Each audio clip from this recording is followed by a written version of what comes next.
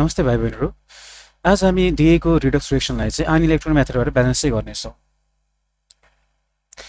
पहिलो स्टेप हामी सबलाई थाहा छ होला, write down the skeleton reaction. NaOH plus Br2 gives NaBrO3 plus NaBr plus H2O। अब यहाँ भएका सबै एलिमेन्ट्सहरूको अक्सिडेसन नम्बर निकालौँ र सिम्बलको माथि चाहिँ लेखौँ। सोडियम अल्काली मेटल हो, अल्काली मेटलको अक्सिडेसन नम्बर कम स्टेटमा कति हुन्छ? +1, अक्सिजनको -2, हाइड्रोजनको +1, ब्रोमिन फ्री स्टेटमा छ 0, सोडियम +1, अक्सिजनको -2, सल्भर एन्ड ब्रोमिनको अक्सिडेसन कति आउँछ त? +5। सोडियम अल्काली मेटल +1 एन्ड ब्रोमिनको कति होला त? -1, हाइड्रोजनको +1, अक्सिजनको -2। अब हामीले पत्ता लगाउनु पर्यो कुन चाहिँ एलिमेन्टको अक्सिडेसन चेन्ज भइरहेको छ। हेर त, ब्रोमिनको चेन्ज भइरहेछ 0 भएर चाहिँ +5 र 0 भएर चाहिँ -1। ठिक, राइट। 0 भएर +5 मा जानु भनेको के हो त? अक्सिडेसन, बिकज यहाँ अक्सिडेसनमा इन्क्रिज भइरहेको छ। सो अक्सिडेसन 0 भएर चाहिँ -1 मा जानु भनेको के हो त? रिडक्सन, बिकज यहाँ अक्सिडेसन नम्बर के भइरहेछ? घटिरहेछ, रिडक्सन। सो यो के को एक्जाम्पल हो? यो डिस्प्रोपोर्सनेसन रिएक्सनको एक्जाम्पल चाहिँ हो, बिकज सेम वस्तु अक्सिडेसन रिडक्सन दुवैमा चाहिँ गरिरहेको छ।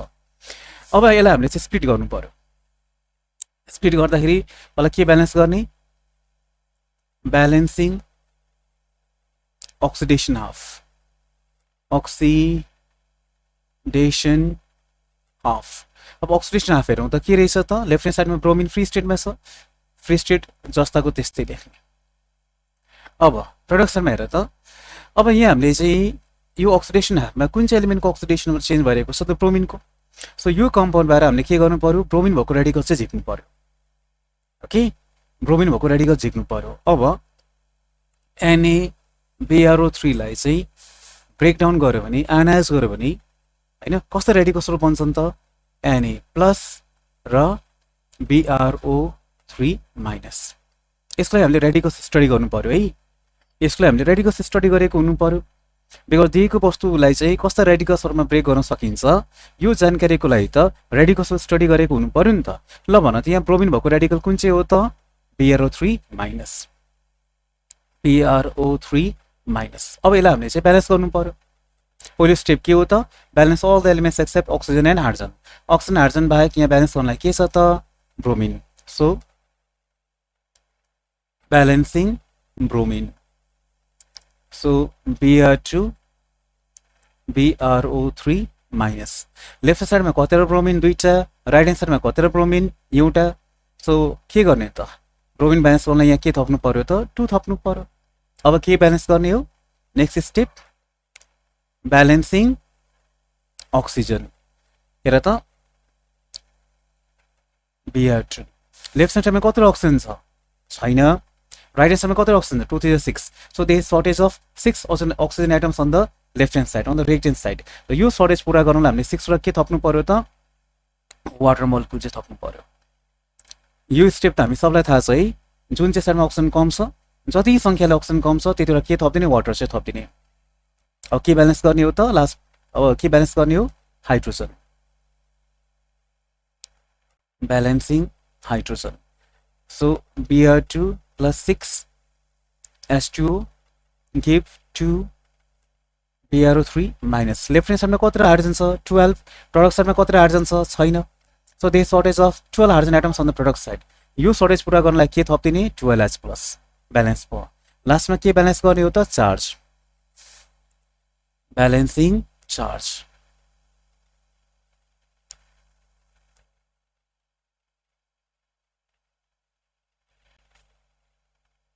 चार्ज ब्यालेन्स गर्नलाई हामीले के थप्ने हो? इलेक्ट्रोन्स। कुन चाहिँ साइडमा? प्रोडक्ट साइडमा। किनकि यो अक्सिडेसन हाफ छ। अक्सिडेसन हाफमा इलेक्ट्रोन्स जहिले पनि हामी प्रोडक्ट साइडमा थप्छौँ, राइट। अब इलेक्ट्रोन्स प्रोडक्ट साइडमा थप्ने यो कुरा त हामीलाई थाहा छ, तर कतिवटा इलेक्ट्रोन्स यो थाहा पाउनको लागि हामीले चाहिँ जुन चाहिँ साइडमा इलेक्ट्रोन थप्ने त्यसको अर्को साइडमा हेर त्यहाँ कति चार्ज छ? 0। सो लेफ्ट ह्यान्ड साइडमा कति चार्ज छ त? 0। सो प्रोडक्ट साइडमा पनि कति हुनु पर्यो? सम कति हुनु पर्यो त? 0 हुनु पर्यो। यहाँ कतिवटा नेगेटिभ चार्ज आइसकेको छ? 2टा नेगेटिभ चार्ज। यहाँ कतिवटा पोजिटिभ चार्ज? 12। -2 + 12 कति हुन्छ? +10।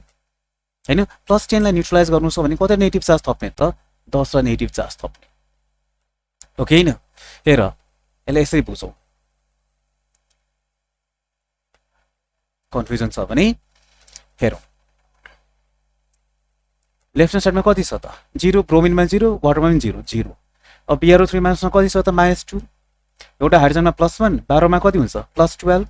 अब यसमा कति र नेगेटिभ चार्ज थप्दियो भने 0 हुन्छ त -2 + 12 भनेको +10। अब +10 मा कति र नेगेटिभ चार्ज थप्दियो भने 0 हुन्छ त 10 र। सो 10 र हामीले चाहिँ इलेक्ट्रोन चाहिँ थप्दियो। Okay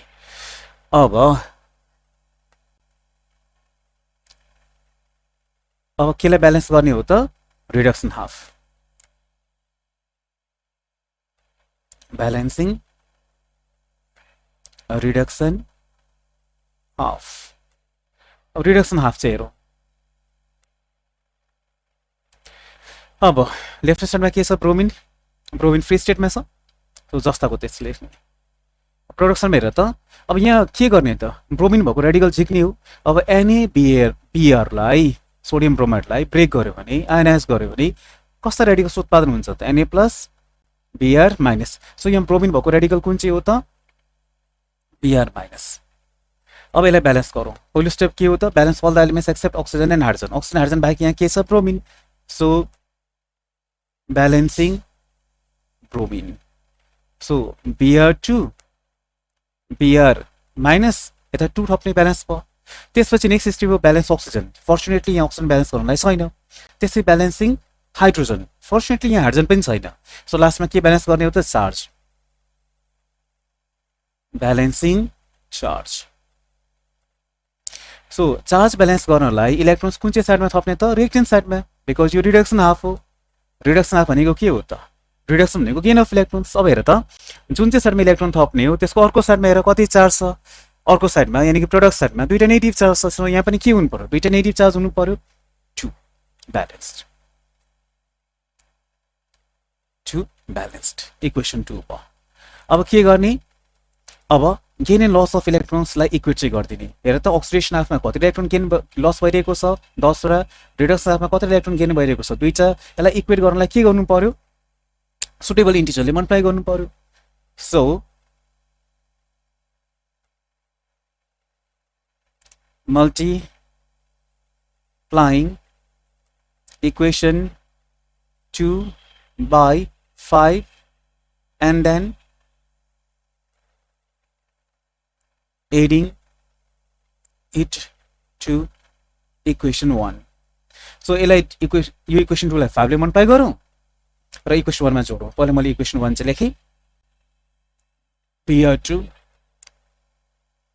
H2O gives 2 BrO3 minus plus 12 plus 12 H plus plus 10 electron. यसलाई 5 ले मल्टिप्लाई गरेर के आउँछ त 5 Br2 plus 10 electron gives 10 Br minus। यसलाई जोडौँ त, जोड्दाखेरि इलेक्ट्रोन क्यान्सल हुने भयो। ओके अब जुन चाहिँ अर्डरमा क्वेसनमा छ त्यही अर्डरमा लेखौँ। So 6 Br2 okay 6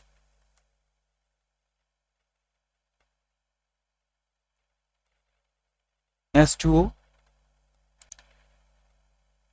gives 2 BrO3 minus plus 10 Br minus plus 12 H plus। Okay अब यो ब्यालेन्स इक्वेसन चाहिँ भयो हैन, तर हाम्रो इक्वेसन त बेसिक मिडियममा भइरहेको छ त एनओएच छ सोडियम हाइड्रोक्साइड, तर यहाँ के आइरहेको छ त H+ आइरहेको छ। सो यसलाई के गर्ने त हामीले H+ लाई न्युट्रलाइज चाहिँ गर्नु पर्यो। अब H+ लाई न्युट्रलाइज गर्न के गर्ने त हामीले OH- चाहिँ थप्नु पर्यो। कति र OH- जति र H+ छ कुन चाहिँ साइडमा दुवै साइडमा। So 6 Br2 plus 6 H2O plus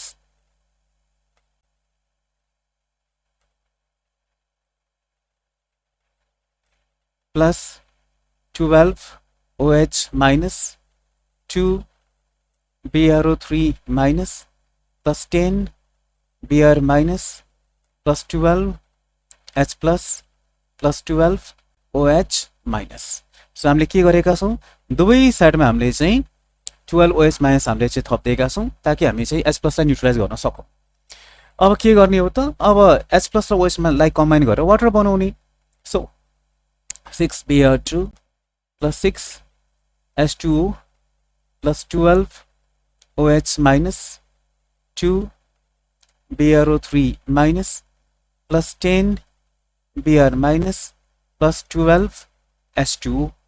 अब हेर त अब लेफ्ट ह्यान्ड साइडमा पनि वाटर चाहिँ छ राइट ह्यान्ड साइडमा पनि वाटर चाहिँ छ. सो के गर्ने त अब सबट्र्याक्सन रिपिटेसन भइरहेछ भने सबट्र्याक्सन गर्ने क्यान्सल आउट गर्ने के हुन्छ त 6 Br2 plus 12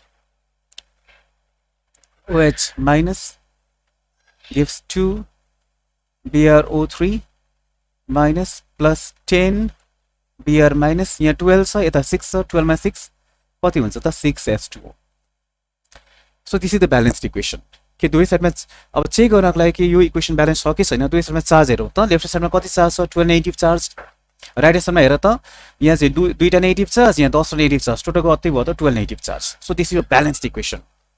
तर यहाँ हेर त सबैको कोएफिसिएन्ट के छ त इभेन छ. सबैको कोएफिसिएन्ट इभेन भने के कमन आउँछ त 2 2 कमन आयो भने के हुन्छ त 3 Br2 plus 6 OH minus BrO3 minus plus 5 Br minus plus 3 H2O. अब यो ब्यालेन्स इक्वेसन चाहिँ भयो. तर हाम्रो मूल इक्वेसन त कुन चाहिँ फर्ममा थियो त मूल इक्वेसन त हाम्रो मोलको फर्ममा छ त. तर हामीले एन्सर केमा निकालेका छौं त हेर त एन्सर हामीले आनिक फर्ममा निकालेका छौं. सो के गर्नु पर्यो अब हामीले यो आनिक फर्मलाई चाहिँ मोलको फर्ममा लगिदिनु पर्यो. यो गर्न त सजिलो छ. यो ब्यालेन्स आनिक इक्वेसनको तल हामी के लेखौं त आफ्नो मूल इक्वेसन चाहिँ लेख. के दिएको छ त NaOH plus Br2 gives NaBrO3 plus NaBr plus H2O. अब के गर्ने अब कोएफिसिएन्ट बढो गर्ने. ब्रोमिन गरे के छ 3. सो यहाँ के हुन्छ 3. हाइड्रोक्साइड कतिवटा 6 वटा हाइड्रोक्साइड त यहाँ छ नि त. सो कति हुनु पर्यो 6. BrO3 को अगाडि के छ 1 सो 1. ब्रोमिन अगाडि के छ 5 सो 5. वाटर अगाडि के छ 3 सो 3. So balanced equation. हेरौँ त सबै कुरा ब्यालेन्स छ कि छैन. सोडियम 6 वटा 5 र 1 के त 6 वटा हैन. ब्रोमिन हेर त 3 2 6 यहाँ चाहिँ 5 र 1 के त 6. अक्सिजन कति र 6 वटा यहाँ 3टा यहाँ 3टा 6 वटा भयो. हाइड्रोजन कति र 6 वटा सो 3 2 6 एभ्रिथिङ इज ब्यालेन्स्ड. ल आशा गर्छु यो इक्वेसनले तपाईलाई चाहिँ हेल्प गर्छ होला. आउँदा इक्वेसनमा हामी अरु पनि क्वेशन्सहरु चाहिँ हेर्नेछौं. Thank you.